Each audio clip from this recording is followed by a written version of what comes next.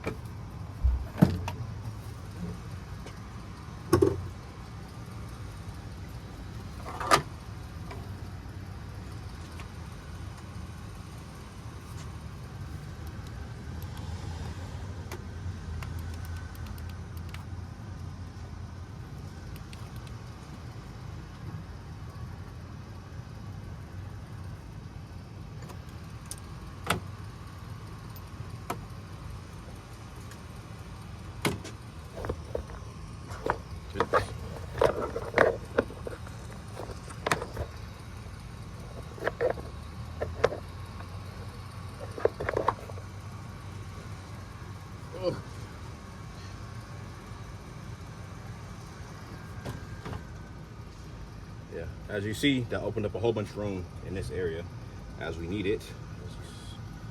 These hoses sometimes can be brittle too. So what we'll end up doing is taking this bracket off and removing this out the way completely.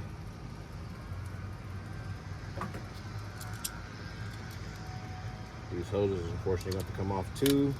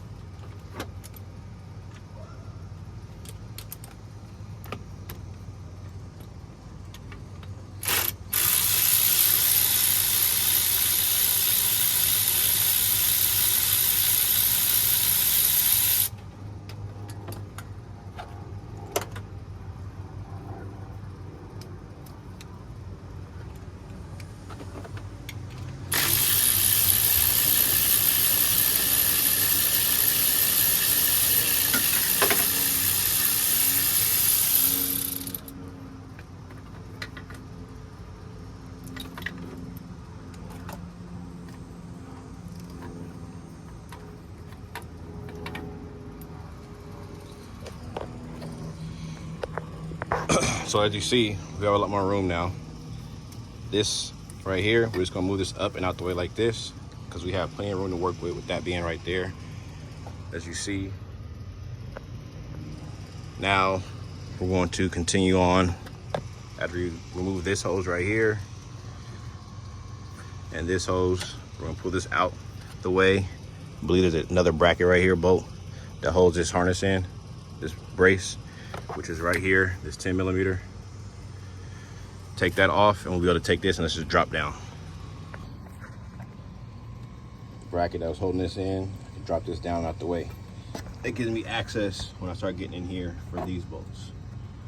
Next thing up is gonna be the serpentine belt. And your tensioner sits right here. You throw a 3/8 socket in there. You probably have to get the extension out here and turn the belts, turn your ratchet counterclockwise, make the tensioner swing that way, and you'll be able to take your belt right off.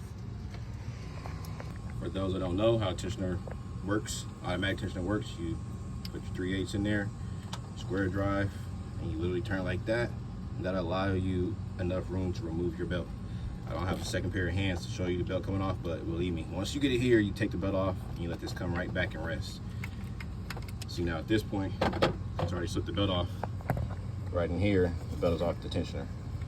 It's a good time to take a picture, video, whatever you gotta do to remember how the routing goes, or Google it after you're done, but make sure you put it on the same way. Next up is taking off these hoses.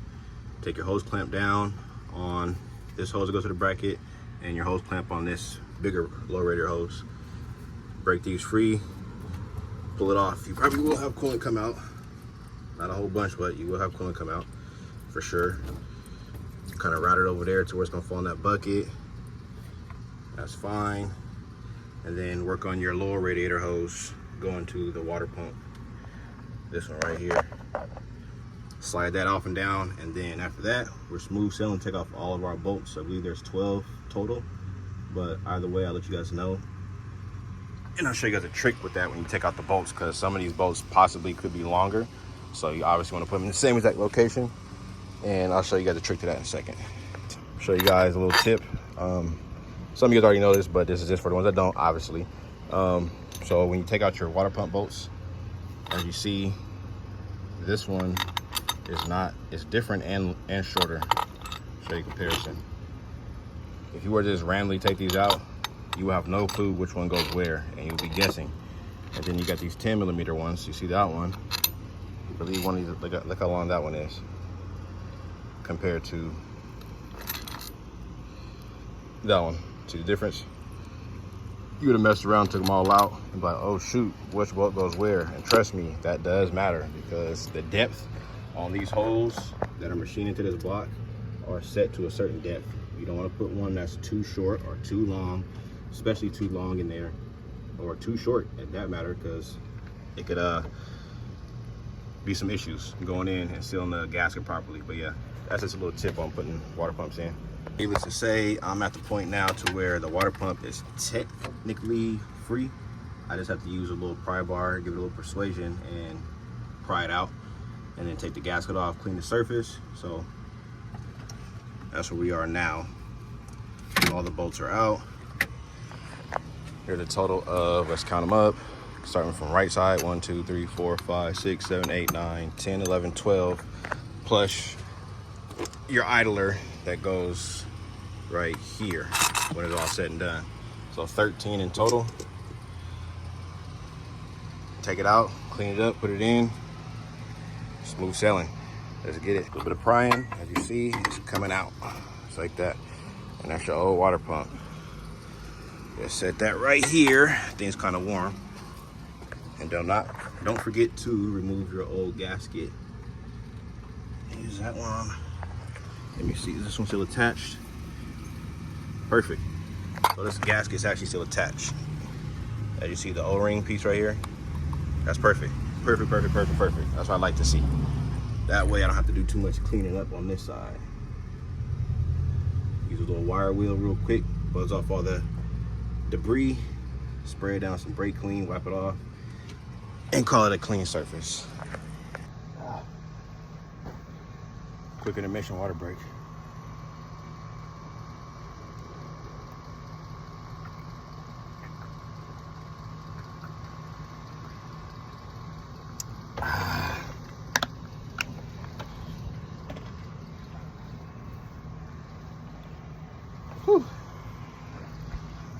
gasket right here.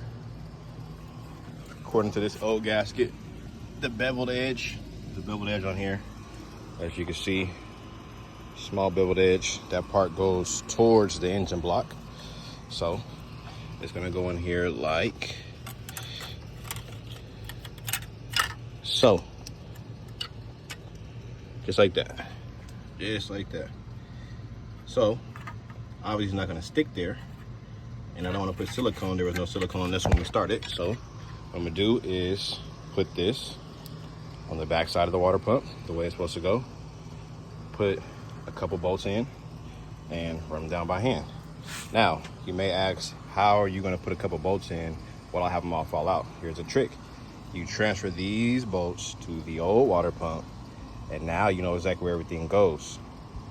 Trick of the trade. Either way, we're gonna take all these out and put them in the old pump. Put this gasket behind this pump right here, and then put maybe 2 bolts in to center it up, and run everything in by hand, torque everything to spec. So let's do that now.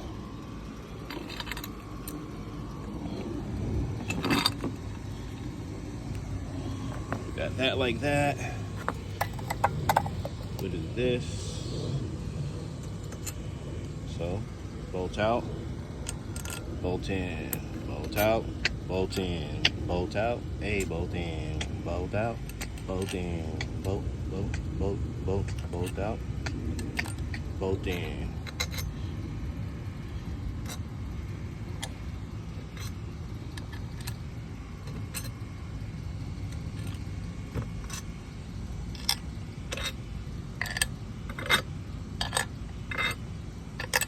Just like that. The new pump, old pump with all the bolts in it. Let's get it. Right, back. Got all the bolts in, minus the idler pulley bolt. But all the bolts are in. They're not run down and they're not torqued. That's the next sequence. We're gonna run them all down. This is where we get snug tight, and then we're gonna go to the torque sequence.